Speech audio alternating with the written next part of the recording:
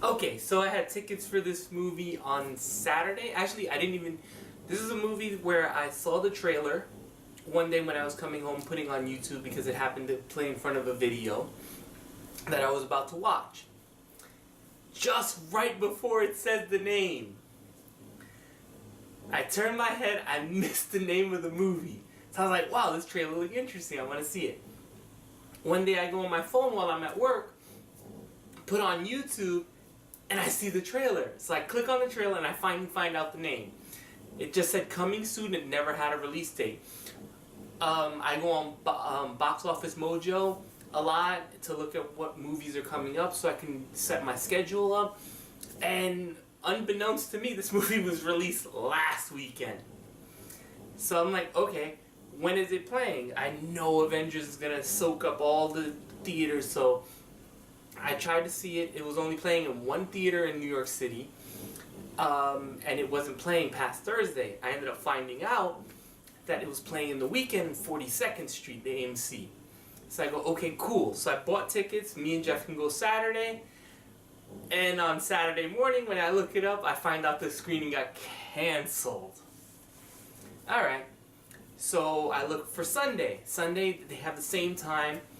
Cool. Book my tickets again. We go to the movie theater. And guess what happens? All along our train route, someone got hit by a train. I don't know if he was pushed or if they were trying to commit suicide, but yeah, someone got hit by a friggin' train. There was no way we can make it to the theater because that line only ran on one line. So all the trains were canceled, so we couldn't see it.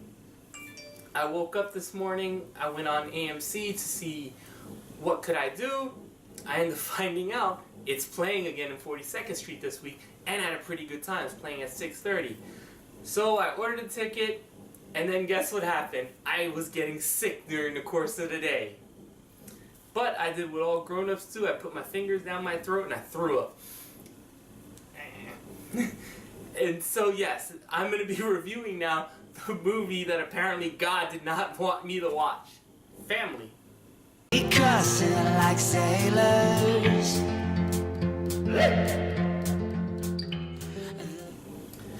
Family is the movie about a top-level executive named Kate, who's played by Taylor Schilling, who only has her job. That's all she has. To her, life is through her success. She's also a little quirky character because she has no idea when she should not be making comments. She makes very inappropriate comments to her people. She holds them to very high standards, and she cuts off everyone. She has no relationship issues, or she has no relationship with everyone. Everyone more or less in the office hates her because all she concentrates is on her job. At which time she gets contacted by her brother Pete that he needs to go away with his wife because his wife's mom is dying.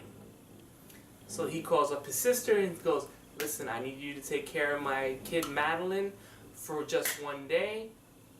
Kate is very hesitant because she is very focused on her work and her work alone.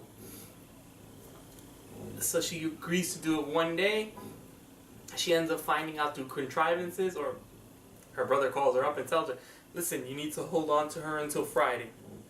Along the way, Kate apparently never has really met her niece, Madeline, and what we have here is kind of a character study of Kate looking at her niece and realizing that she's very different, and realizing that, well, you have to get past that. And I really like this movie. I didn't realize it when I was watching the movie, but Taylor Schilling was also in The Prodigy. I thought she was okay in The Prodigy. I like the child actor way more, the kid who played Georgie in It. But in this movie, she is really sharp. Like, she does comedy really well. And in the scenes where she's trying to grow up, like she's trying to be very good at her job and do her goals, like don't get pregnant, don't worry about family, your job is everything to you. And you can see the mental breakdown in her as she goes, wait, I'm missing so much, and I'm only doing this because I hate myself. And I do it so I don't think about myself. And she's really good. She has physical comedy in her. She's very funny in her awkwardness, and you can tell like some of this shit is like, because she has to deal with this niece of hers who is in the world's term weirdo, and she's giving her advice, meanwhile not knowing if the advice is good or not. And she sells the exhaustion of she hasn't figured out how to balance it, like how to be the aunt who is an emotional backbone to someone else, because she has no emotional backbone. Her emotional backbone is to drown herself in more work. And Taylor Schilling really does well at this. I really felt sorry for her, and I actually connected with her on some level, so there was that. I really enjoyed Bryn Vale as Madeline, the daughter, because she knows she's different, and she doesn't know how to deal with other people, and she doesn't know how to deal with her parents who are forcing her to do certain things, and she feels like at no time someone other than Kate, who's just like literally letting her free just so she can be left alone and work. And Madeline kind of goes, well, this is what I want, let me be me. Well, her parents are made out to be like they're forcing her to like be quote unquote normal. And yeah, I liked her in this role. I don't think I've ever seen her in a movie, but you definitely empathize with her, especially in the third act where she's going somewhere and certain things happen to her relationship and Kate either deteriorate because Kate is just like reminding herself, because there is an upstart person who she gave a couple of lines of advice to at the beginning of the movie, gunning for her job, and then Kate just realizes to let it go, that there are other things in life. I do also like the use of the insane clown posse in this movie. They're meant as a jumping off point to realize that Maddie is weird, but they also use it in the greater narrative that Kate needs to realize you're not alone out there. You do have family. And I think their uses, I would have never thought in the year 2019, I would say that the Juggalos, the Insane Clown Posse's fans, are a good way to throw out the word family. I like the brother a lot. Tyree Henry, who plays Kate's brother Pete, he's mostly not there for the movie, since he can't be there. That's the whole reason Kate's stuck in with Madeline. But this movie's really funny, especially how when you see how Kate has to handle the office stuff and how awkward she gets. There's a scene that's very reminiscent of the scene in Office Space with the copier. That kind of made me laugh, and as soon as I saw it, I was like, they got that from Office Space. The movie's very breezy. I don't even think it's an hour and a half. And I never once looked at my watch because I was so invested with Kate. I was invested with Maddie. And their progression. Like, Kate was the only one who knew Maddie, despite the fact that she lived with her parents. Like, she knew that she wanted to do certain things. Yes, there is a point where Kate is a neglectful person. It's just like, you know what? She learns all this because she is neglectful. So I don't know if that makes her a good protagonist or a bad one. Probably a little bit of each. But I really enjoyed this movie.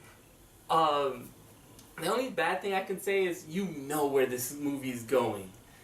It is nothing really new. Right from the beginning, and right where Kate meets Madeline, you know how this movie is going to kind of end up. But I think it took a few interesting turns along the way.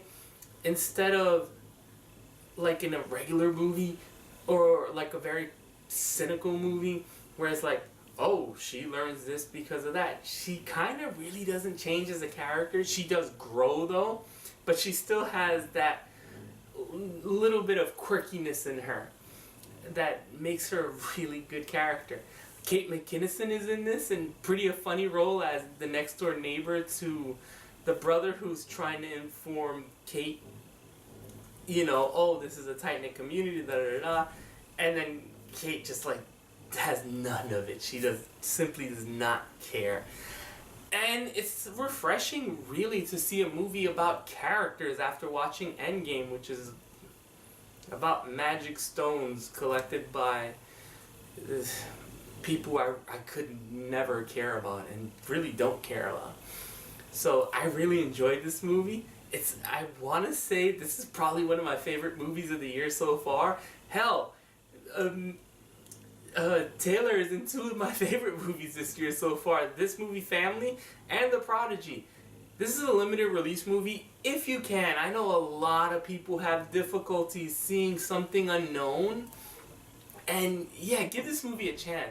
It is well worth your money and the small amount of time to watch this and just enjoy a character movie instead of a big CGI splooge fest. So, hate to get preachy there at the end. But that's how I really felt when I left this movie. This is the movies that we don't get anymore because everyone wants to see franchise bullshit and fucking explosions and shit like that. So, yeah, I highly recommend Family. I wish it had a better name so it's easier to search. But, yeah, that's it. So, I give Family 8.6. This is really enjoyable. I hope it's in theater in 2 weeks.